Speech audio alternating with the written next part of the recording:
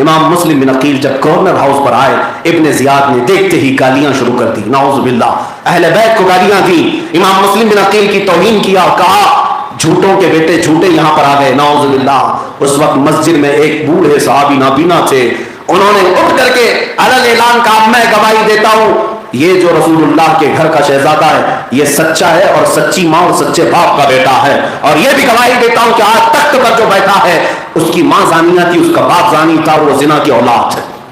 بڑے مجمع میں اعلان کرنا، اسی کو میرے آقا نے فرمایا ظالموں کے سامنے حق بات کا اعلان کرنا سب سے افضل جہاد، سب سے افضل جہاد۔ حسین اپنے اس چھوٹے سے قافلے کو لے کر سب سے پہلے اپنی نانا جان کی قبر اطہر پر آتے ہیں، روضہ رسول پر آتے ہیں، میرے آقا صلی اللہ تعالیٰ علیہ وسلم کی بارگاہ میں آتے ہی اب صبر کا پیمانہ چھلک پڑا، حضور پاک کو پکارتے ہوئے قبر انور کے بعد کہنے لگے الوداع یا ابتا، ابا جان آج آپ کا شہزادہ، آپ کا نواسہ آپ سے وداعی لینے آیا ہے، رخصتی لینے آیا ہے۔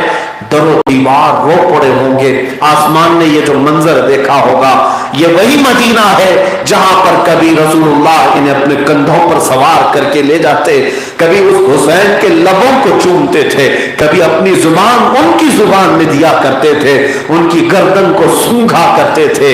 وہ حسین اعظم جب آج اتنی عمر کے ہو گئے، عمر مبارک 56 سال کے قریب آ گئی ہے، لیکن اب یزیدی فتنے بڑھ گئے، مدینہ ان کے لیے تنگ کر دیا جا رہا تھا، ان کا آبائی وطن جس مدینے کو رونق بخشی ان کے نانا نے، اسی نانا کے نواسے کو مدینہ تنگ کیا جا رہا ہے۔ اور جب رخصتی کا وقت آیا، لپٹ کر کے در و دیوار کو امام حسین رو پڑے، ان کی اولاد امجاد بھی رو پڑی، اور پھر وہاں سے نکل کر جنت البقیع میں آئے جہاں ان کی ماں سیدہ کائنات مخدومہ کائنات فاطمہ الزہرا سلام اللہ علیہا آرام فرما ہے، سرہانے کے پاس کھڑے ہو کر آخری بار سلام کیا، کہا اے یا اماں، اے میری ماں، آپ کا بیٹا آپ سے بہت دور جا رہا ہے، اس لیے کہ میں نہیں چاہتا میرے نانا کا مدینہ میرے خون سے رنگین ہو جائے، یہاں پر فتنے برپا ہو میری وجہ سے یہاں لڑائیاں ہو جائیں،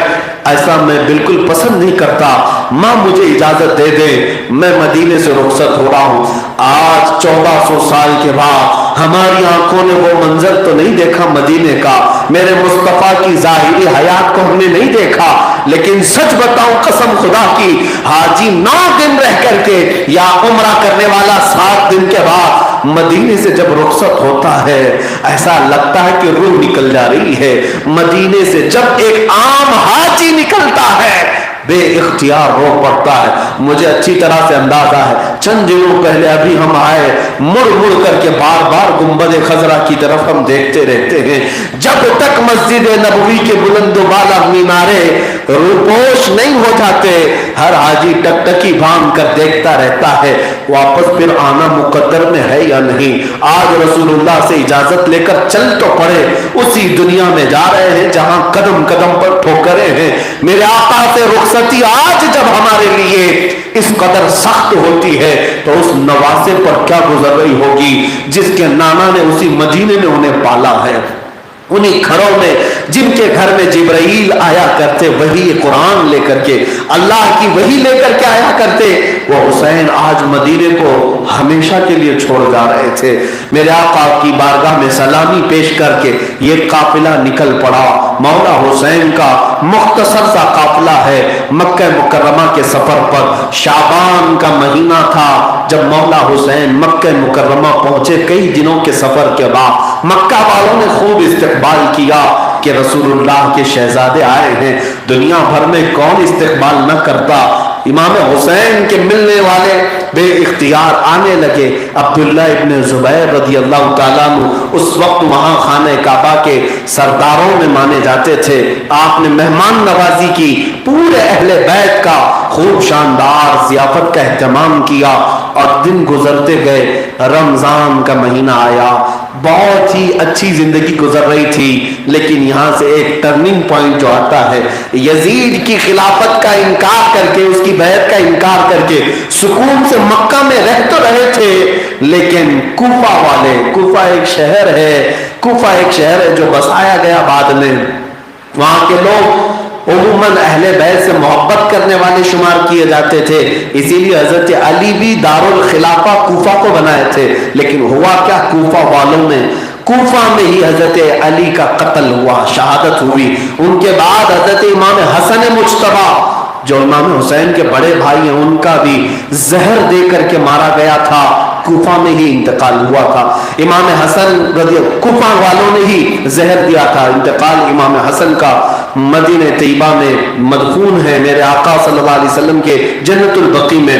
امام حسن کے ساتھ بھی یہی معاملہ ہوا۔ اب امام حسین جب مکہ آئے تو کوفہ والوں کو خبر ہوئی کہ یزید کی خلافت اور بیعت کا انہوں نے انکار کر دیا، آپس میں میٹنگیں کی، طے کیا کہ کیوں نہ ہم امام حسین کو کوفہ بلاتے ہیں اور ان کو امیر المومنین منتخب کر لیتے ہیں، سارے لوگ بیعت کر لیں گے۔ یہ کہہ کر کے کوفہ والوں نے اپنے اپنے سرداروں کو بلا کر خط لکھنا شروع کیا، کس کے پاس؟ امام حسین کے پاس۔ جمعہ کا دن ہے، رمضان کا مہینہ ہے، خط آئے کوفہ سے، مہر بند لفافے، جب کھول کر دیکھا گیا اس میں امام حسین کی خوب تعریف کی گئی تھی، رسول اللہ کے اہل بیت اطہار کی عظمت بیان کی گئی تھی، اور پھر یہ کہا گیا تھا پورے روئے زمین پر آپ سے زیادہ افضل ابھی کوئی نہیں، لہٰذا آپ اپنا ہاتھ بڑھائیں، ہم سب آپ کی بیعت کے لیے تیار ہیں۔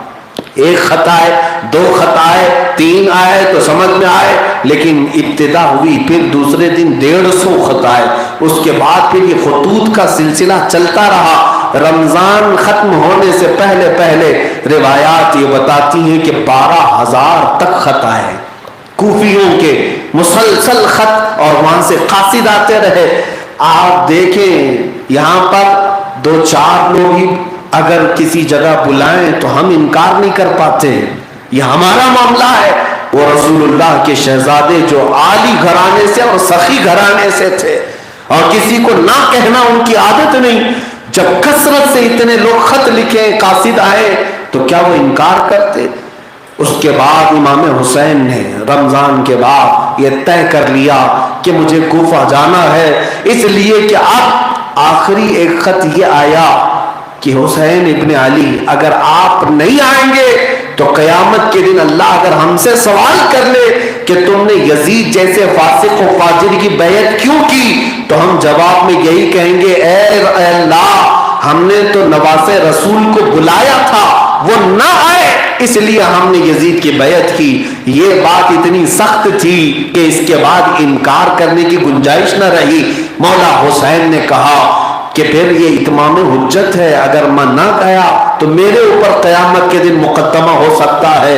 پھر صحابہ کی مشاورت ہوئی، میٹنگ ہوئی، صحابہ نے سب نے رائے مشورہ کیا، پھر مولا حسین سے سارے صحابہ نے آ کر کہا کوفہ والوں کی فطرت ہمیں معلوم ہے، وہ آپ کو اذیت دیں گے، آپ کے ساتھ نہیں کھڑے ہوں گے۔ یہاں تک کہ لوگوں کی بات یہ تھی، مشہور تھا، وہ کہتے بھی تھے زبانیں آپ کی پاس ہیں، کوفہ والوں کی زبانیں آپ کی طرف ہیں، لیکن تیر و تلوار یزید کی طرف ہیں، یعنی یزید جس طرح چاہے گا ویسے تیر و تلوار چلیں گے، وہ زبان سے صرف آپ کو کہتے ہیں۔ یہ مسل مشہور ہو گئی میرے عزیزو، کوفہ والوں کی عادت اسی طرح مشہور ہو گئی، آج تک کسی دھوکے باز کو لوگ گالی دینا ہو تو کوفی بھی کہہ دیتے ہیں، کوفہ والوں کی خصلت آ گئی، عادت آ گئی۔ بہرحال امام حسین اعظم رضی اللہ تعالیٰ عنہ نے طے کر لیا کہ مجھے جانا ہے۔ جب صحابہ کے اصرار کے بعد بھی آپ جانے کا ارادہ ملتوی نہیں کر رہے تھے تو لوگوں نے ایک مشورہ آپ کے پاس پیش کیا کہ اے حسین ابن علی، اگر آپ جانے پر اتنے بضد ہیں، جانا ہی چاہتے ہیں، تو ہماری طرف سے ایک مشورہ یہ ہے کہ پہلے اپنے کسی معتمد آدمی کو کوفہ بھیجیں، وہ دیکھ کر کے حالات اگر صحیح معنوں میں بتا دے تب آپ جائیں۔ تب یہ مشورہ آپ نے پسند فرمایا اور اپنے خاندان میں سے معتمد جس کو چنا وہ امام مسلم بن عقیل تھے۔ یہ کون ہے؟ یہ امام حسین کے چچیرے بھائی ہیں۔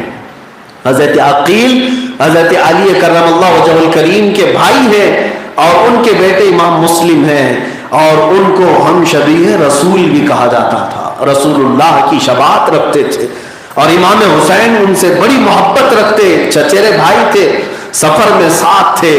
امام حسین نے ان کا انتخاب کیا اور فرمایا کہ مسلم تم میری طرف سے کوفہ جاؤ، پورے حالات دیکھ لو، بلکہ میری طرف سے وکیل بن کر کے بیعت لے لو سارے لوگوں سے، اگر سارے بیعت کر لے جاتے ہیں تو پھر مجھے خط لکھ دینا، میں مکہ سے اپنے قافلے کے ہمراہ وہاں پر آؤں گا، پھر اعلان کیا جائے گا۔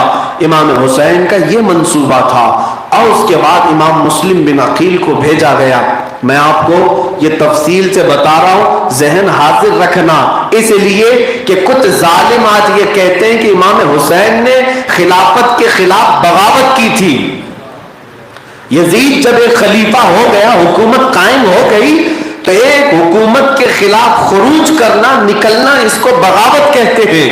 ظالموں کی نظر میں یہ بغاوت ہے، بلکہ ہم کہتے ہیں حقیقت میں بغاوت تو یزید نے کیا۔ بغیر مسلمانوں کے رائے مشورے کے خلیفہ منتخب نہیں ہوتا۔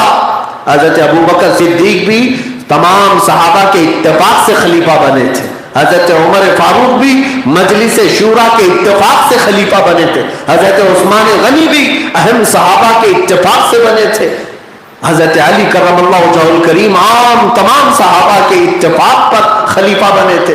خلافت اور خلیفہ بننا یہ مسلمانوں کے اتفاق سے ہوتا ہے، لیکن یزید کو کس نے بنایا تھا؟ زور زبردستی بنا، اور اس کو تم کہتے ہو خلیفہ برحق کے خلاف بغاوت؟ نہیں، امام حسین نے نظام مصطفیٰ کے صحیح چہرے کو بتانے کے لیے یہ آپ نے خروج فرمایا، مدینہ طیبہ سے مکہ نکل آئے۔ اب امام مسلم بن عقیل کو مولا حسین نے بھیجا کہاں؟ کوفہ۔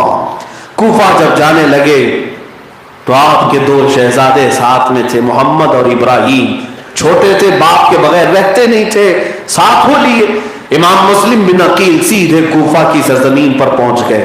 کوفہ جب آئے تو یہاں کے لوگوں نے والہانہ استقبال کیا، شاندار استقبال کیا، لوگوں میں پورے ہلچل مچی تھی کہ رسول اللہ کے گھر سے ایک شہزادے آئے ہیں، حسین اعظم کے وکیل آئے، مسلم بن عقیل آئے۔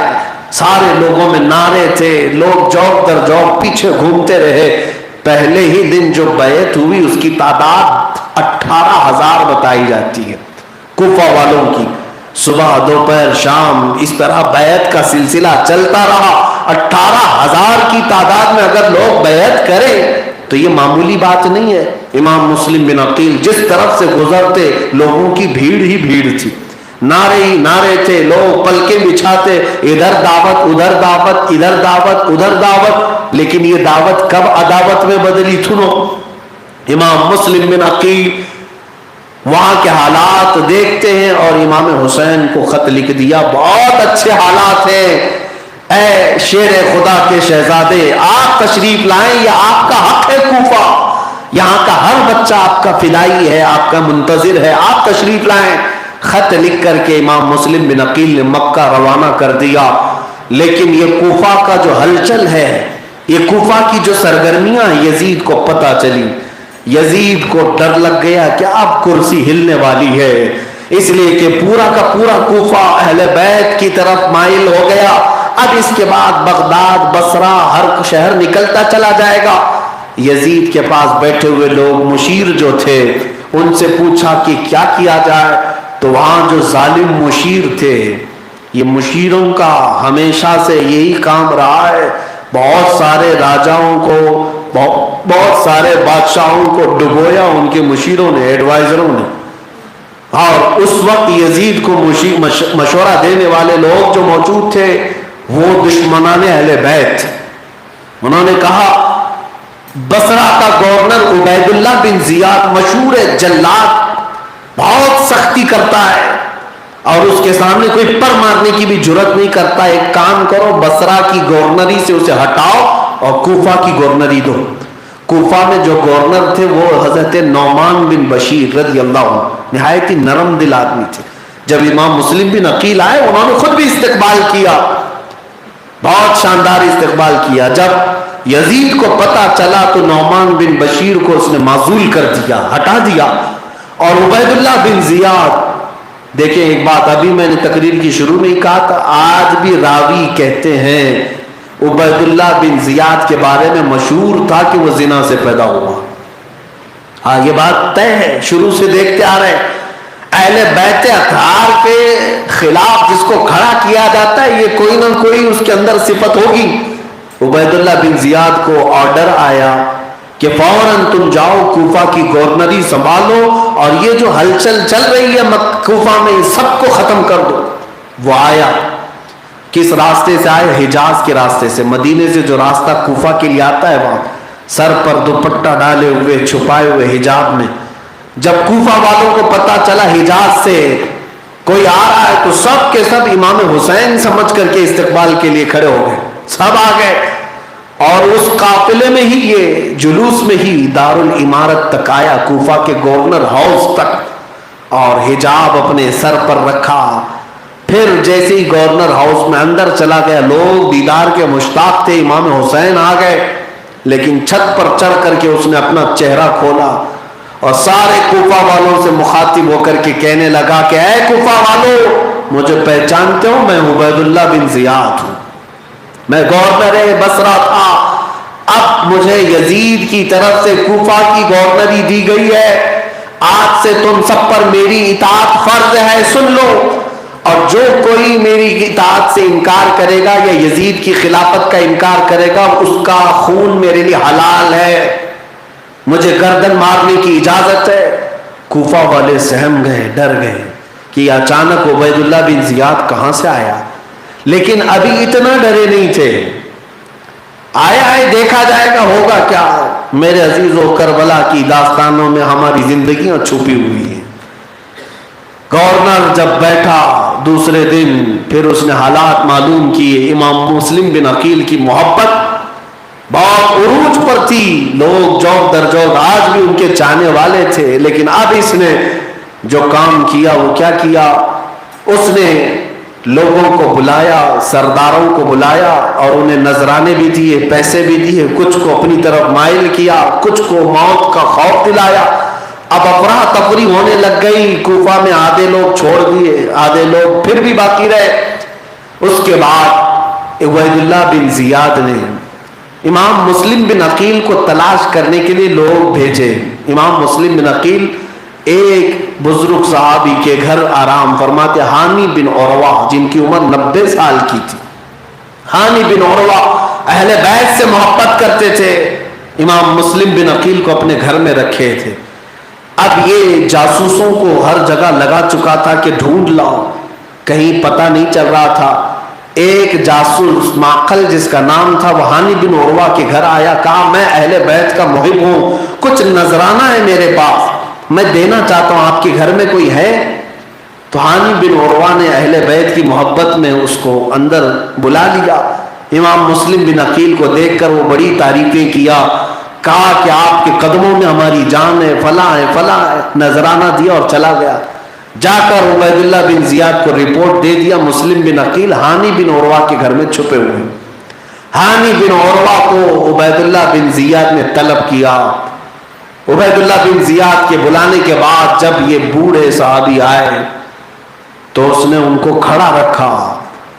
ہانی بن عروہ سے کہا، سنا ہے کہ تم خوب خلافت کے خلاف بغاوت کر رہے ہو اور اپنے گھر میں میٹنگیں کرتے ہو اور منکروں کو، مخالفوں کو اپنے گھر میں پناہ دیتے ہو. ہانی بن عروہ نے کہا یہ سب جھوٹ ہے، غلط ہے.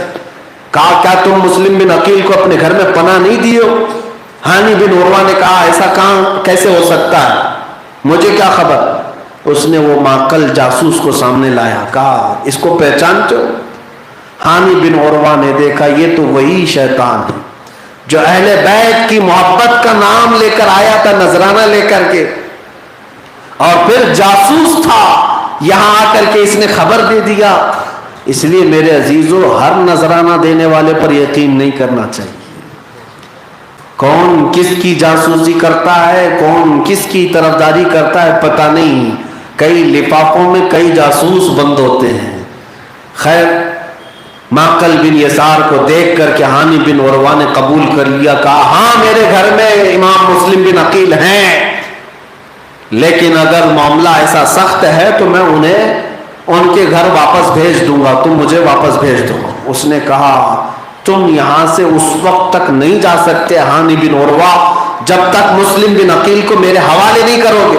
हानि बिन उरवा ने कहा इतना मैं हल्का तो नहीं हूं, मेरा खानदान भी है, मेरे अफराद भी हैं, मैं अपने घर आए हुए मेहमान, वो भी अहले बैत में से, उसे तेरे हवाले नहीं कर सकता, उसका खून तेरे हवाले नहीं कर सकता। तब फिर हानि बिन उरवा के मुंह पर उसने लकड़ी मारना शुरू किया। वो 90 साल की बुढ़ापे में छड़ियां खाते रहे। रिवायत में है कि उनकी आंख फट गई, नाक पर इतनी लकड़ियां मारा कि खून से जिस्म आलूदा हो गया। फिर उसके बाद कहा अब कहो क्या कहते हो? कहा कि बिल्कुल नहीं, मरने तक मैं मुस्लिम बिन अकील तुम्हारे हवाले नहीं कर सकता।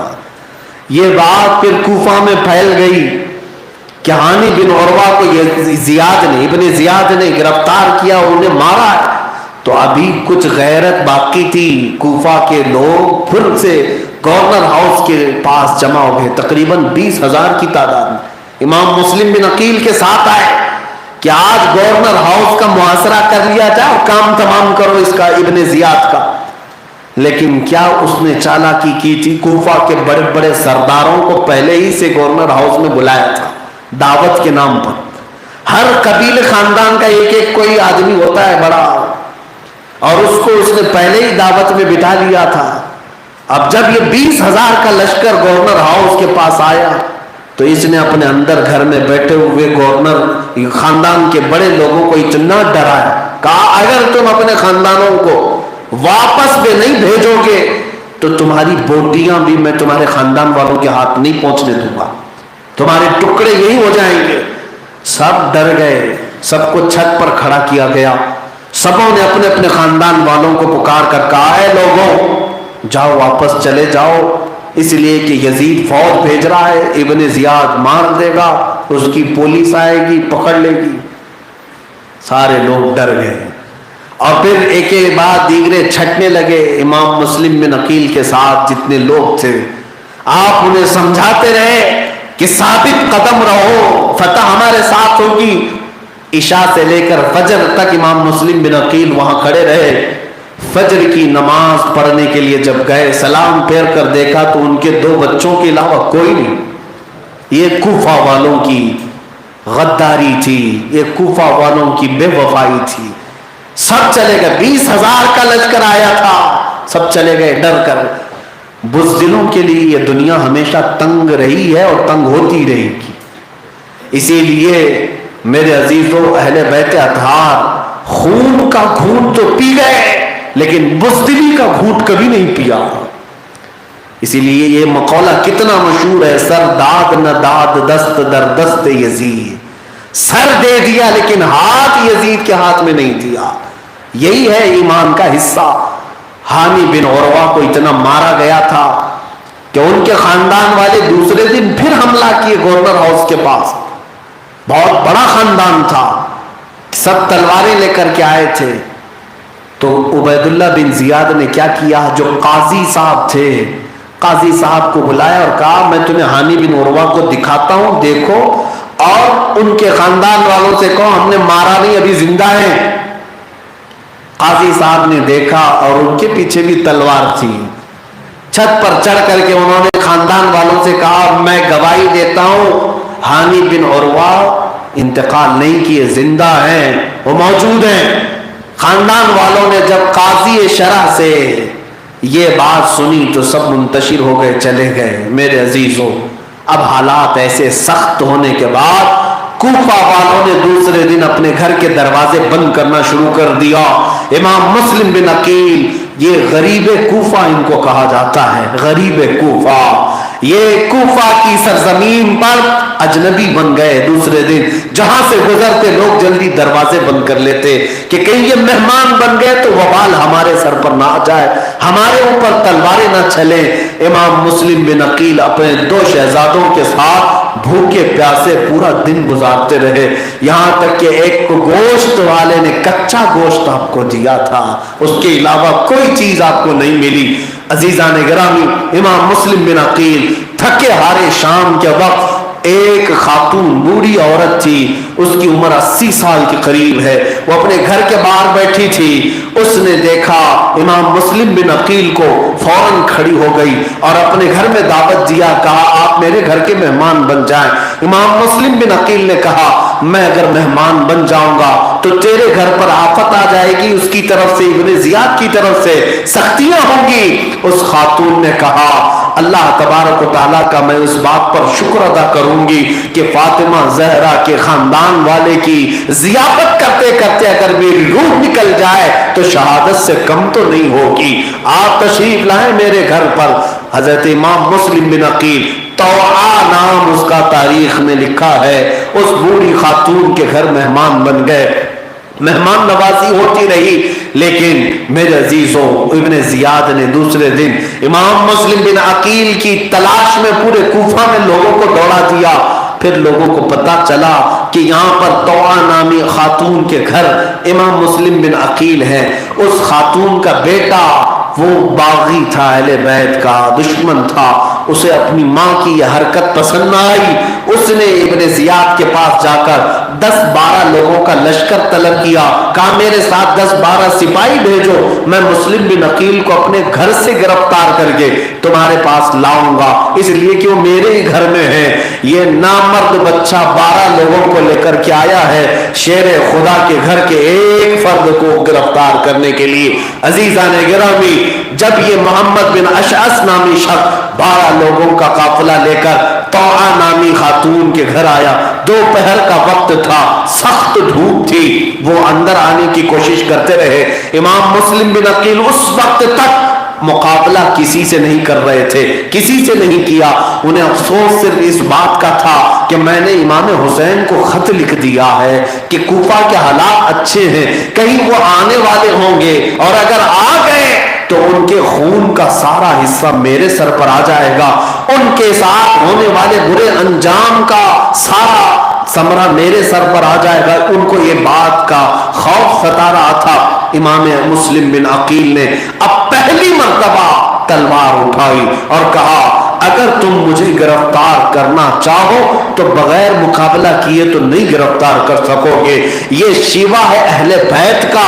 میں آپ کو بھی یہ کہنا چاہتا ہوں اگر تمہارے ساتھ ایسا معاملہ پیش آئے تو تم اتنے سستے بھی نہیں ہو کہ سر جھکا کر کے کسی کو اپنے آپ حوالہ کر دو، نہیں میرے عزیز و محمد عربی کے غلام ہو، گرفتار بھی ہوں گے تو کوہرام مچا کے گرفتار ہو انشاءاللہ العزیز۔ ہم نے تو مچا ہی دیا ہے، اب گرفتار کر لیں کوئی فرق نہیں پڑتا۔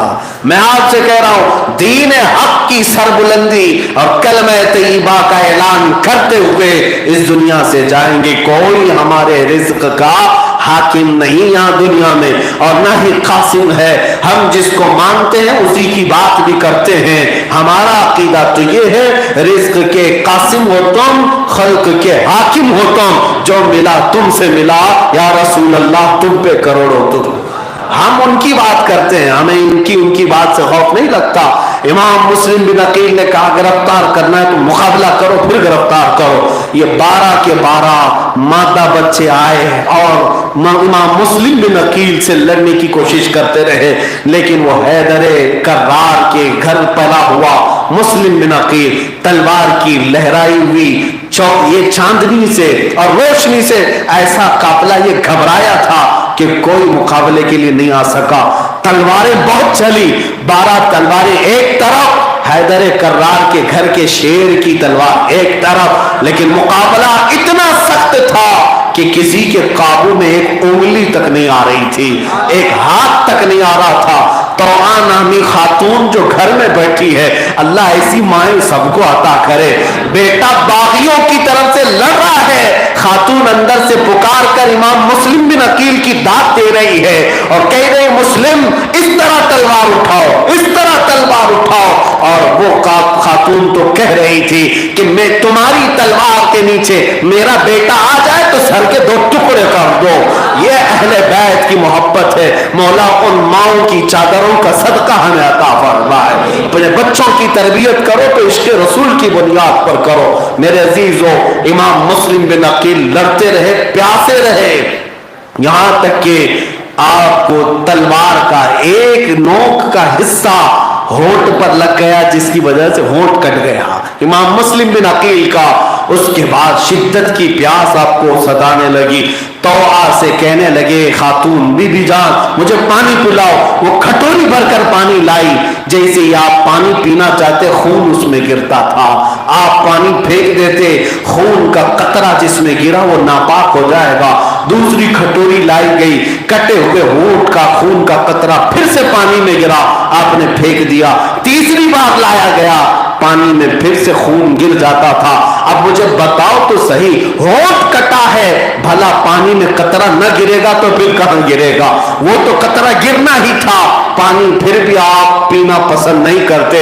عزیزان گرامی، شریعت نے تو چھوٹ دی ہے، ایسا وقت آ جائے جب تمہارے نزا کا وقت ہو یا موت قریب لگنے لگے، تمہیں اگر ناپاک پانی ملتا ہے تو پی کر جان بچا لو، شریعت نے چھوٹ دی ہے۔ لیکن یہ اہل بیت کا گھرانہ ہے، چھوٹ اپنی جگہ پر، مصطفیٰ کی شریعت اپنی جگہ پر، تقویٰ اپنی جگہ پر۔ خون سے آلودہ پانی جس مسلم بن عقیل نے نہیں پیا موت کے قریب، میں آج نوجوانوں سے کہوں گا اگر تمہارے ہونٹ شراب سے لگتے ہیں، اگر تمہارے ہونٹ بیئر باروں کے چکر کاٹتے ہیں، اگر تمہارے ہونٹوں پر نشہ آتا ہے تو کل قیامت کے دن تمہیں بھی مسلم بن عقیل کا سامنا کرنا ہے اور جواب دینا ہے۔ اے نوجوانوں، دنیا کی یہ شراب تمہارے لیے نہیں ہے، مولا نے تمہارے لیے جنت کی شرابن طہورا بنایا ہے۔ وہ شراب ہے جس میں نشہ نہیں ہے، جس میں مدہوشی نہیں ہے، بلکہ اس شراب کی محبت کا عالم یہ ہے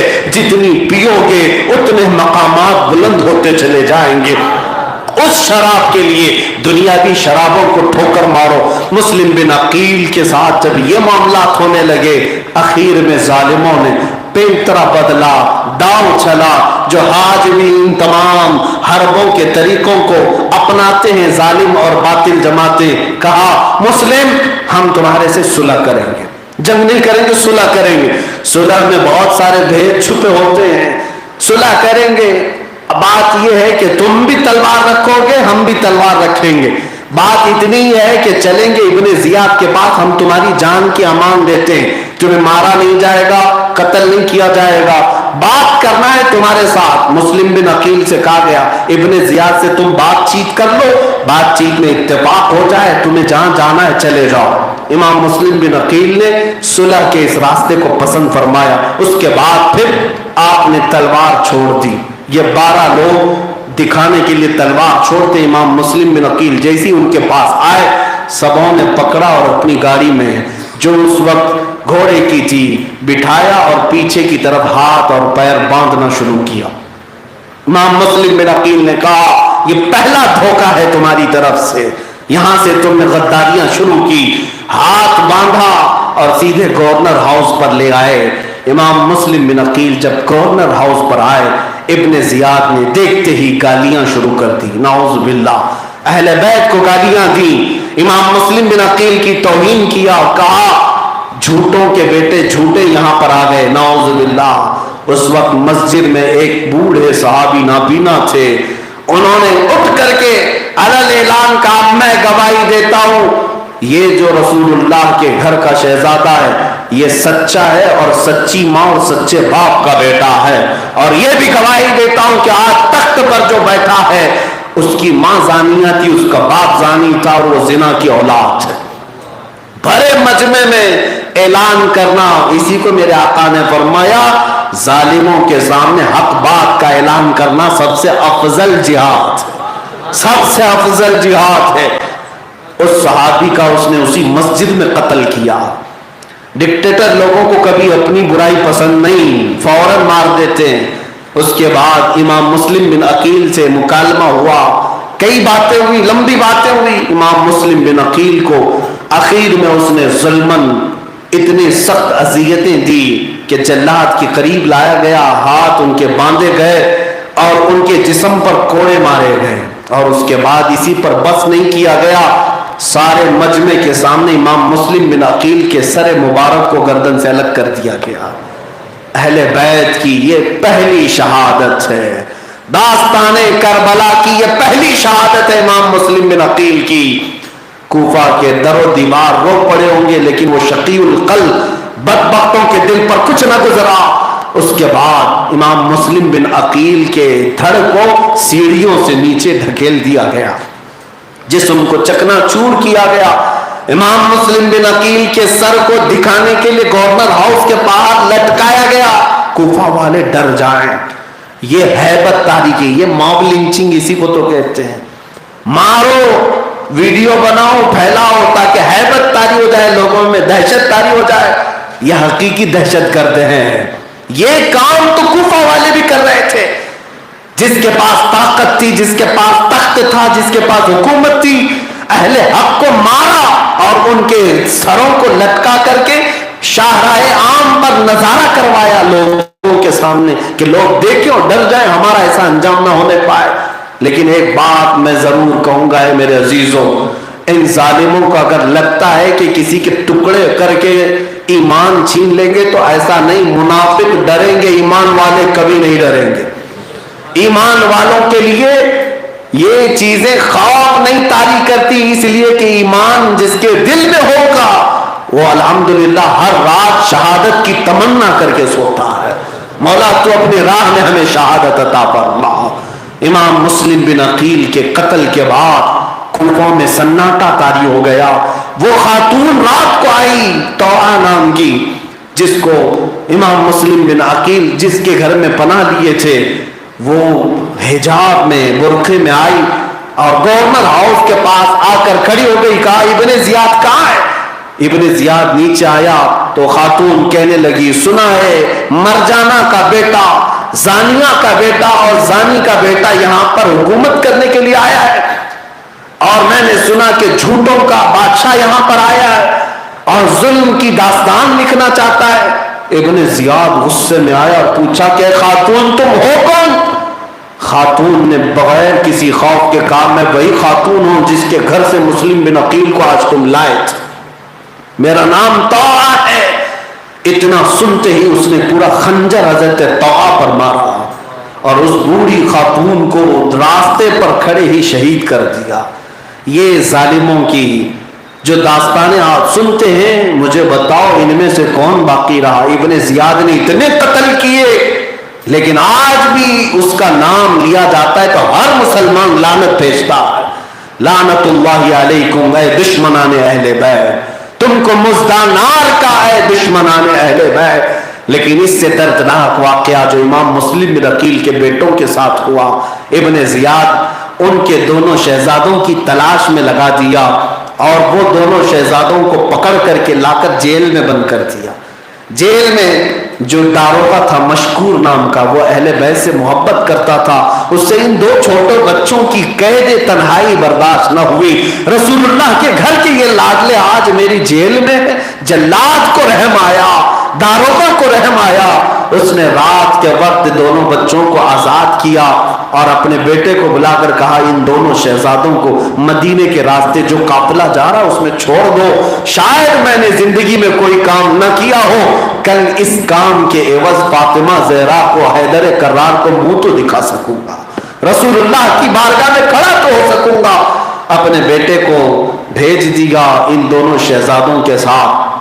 یہ دونوں شہزادے چل پڑے مدینے کا قافلہ ڈھونڈنے کے لیے قادسیہ کے راستے پر، لیکن جو قاضی مشکور کا داروغہ کا بیٹا تھا، اس نے ان کو جو قافلے پر پہنچانا تھا دور سے دکھا کر چلا گیا۔ بچے چھوٹے سے تھے، عمر کم تھی، دوڑ نہ سکے، ٹھوکریں کھا کر گرنے لگے، کانٹے تلووں میں چبھنے لگے، وہ قافلے کی تیز رفتاری کو پکڑ نہ سکے، قافلہ بہت دور آنکھوں سے اوجھل ہو گیا اور یہ کوفہ کی سرزمین پر ہی بھٹکتے رہ گئے۔ دوسرا دن آیا، जेल की तन्हाई में जब बच्चों को न पाया तो मशकूर को तलब किया गया। इब्ने जियाद ने पूछा कहां गए बच्चे? उसने कहा मैंने आजाद कर दिया। अब तू भी चाहे तो मेरी रूह को आजाद कर सकता है। ये कैसी खुशी थी, ये कैसा इत्मीनान था। इब्ने जियाद को इतना गुस्सा आया कि मशकूर को उसने कत्ल किया, लेकिन मैंने दास्तानों में पढ़ा कि वो मशकूर पहला शख्स था जिसकी शहादत के बाद, सर कटने के बाद भी चेहरे मुबारक पर से हंसी के लब खुले हुए थे, मुस्कुराहट में दुनिया से गया था। इसलिए कि अपने काम पर इत्मीनान जिसे है, दुनिया से जाने का डर भी उसे नहीं होगा। अजीजा ने गिरामी, वफादारी करो, दुनिया से जाते वक्त तुम भी मुस्कुराते जाओ। मेरे आका से सच्ची वफा करो, देखना जनाजे पर हर कोई तुम्हें देखकर कहेगा ऐसे खिले हो तो मैंने दुनिया में भी इसके नहीं देखे थे, जिंदगी में भी नहीं देखे थे। मुस्कुराते जाने का एक ही राज है, आज वफा करो, कल मौत का डर नहीं होगा। इसलिए कि हम तो ये कहते हैं कब्र में जाने के वक्त डर उसे होना चाहिए जिसे कोड़े खाने का खौफ हो। यहाँ चोरी चमारी करके, लूट मार करके, गुस्ताखियां करके जा रहा हो, डर तो होगा ही कि जहन्नम के दरवाजे ना खुले, लेकिन सच्ची वफा मेरे आका से किया होगा तो इस शान से जाएगा, अब तो पाए नाज से फरिश्ते क्यों उठो। हाँ, कब्र में जाकर के गर फरिश्ते मुझको कब्र में उठाएं तो फिर मैं उनसे यूं कहूं, अब तो पाए नाज से ऐ फरिश्तों क्यों उठो, मर के पहुंचा हूं यहां इस दिलरुबा के वास्ते। हाँ, नबी के लिए जो जा रहा है, मरा है, वो खौफ से नहीं जाएगा, गम से नहीं जाएगा, वो मशकूर का सदका अल्लाह हमें अता फरमाए। वफा किया हो तो मुस्कुराते हुए जाएंगे।